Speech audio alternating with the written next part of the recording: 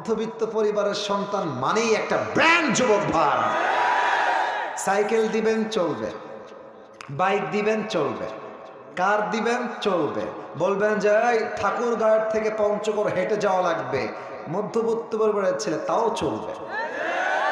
আপনি আমাকে ভাত দিবেন, ডাউল দিবেন চলবে, ভাত দিবেন ভর্তা দিবেন চলবে, ভাত দিবেন সবজি দিবেন চলবে, ভাত দিবেন গোস্ত দিবেন চলবে, ভাত দিবেন কিছুই দিবেন না, এক গ্লাস পানি দিবেন, একটা মরিচ দিবেন, আমার পান্তা ভাত হলেও চলবে। কেন? আমি মধ্যবিত্ত পরিবারের সন্তান।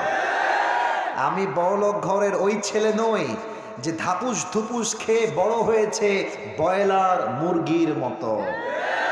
আমি ব্রয়লার মুরগি নই, আমি মধ্যবিত্ত পরিবারের সন্তান, আমি কঠোর পরিশ্রমী সন্তান, ঠিক কিনা? আচ্ছা, আমাদের প্রশ্ন, হুজুর আমি তো আল্লাহকে ভয় করি, আমার হৃদয়ে তাকওয়া আছে, আমি নামাজ পড়ি, পর্নোগ্রাফি দেখি না, সুদ খাই না, ঘুষ খাই না, দাড়িও রেখেছি আলহামদুলিল্লাহ।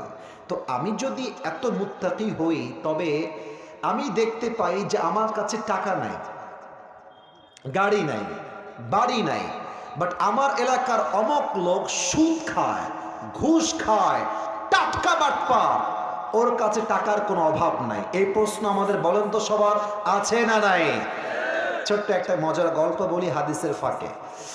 এক যুবকের একটা ছাগল ছিল আর একটা গাধা ছিল। জোরে বলেন, ছাগল আর, এই পাশে আওয়াজ বেশি, এই পাশে আওয়াজ নাই। What is this? Why man? Answer me loudly. ছাগল আর গাধা।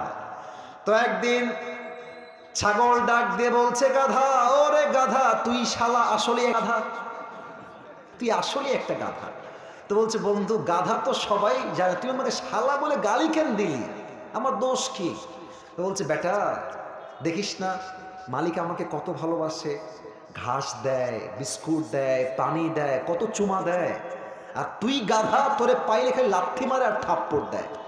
তো গাধা বলছে, বন্ধু ইউ আর রাইট, তুমি যা বলেছো কথা বাস্তব বন্ধু, মালিক তোমাকেই বেশি ভালোবাসে, বাট আমাকে বেশি ভালোবাসে না। তবে বন্ধু তুমি কি খেয়াল করেছো যে মালিক কিন্তু তোমাকে আগে ভালোবাসতো না, ইদানিং খুব বেশি ভালোবাসছে?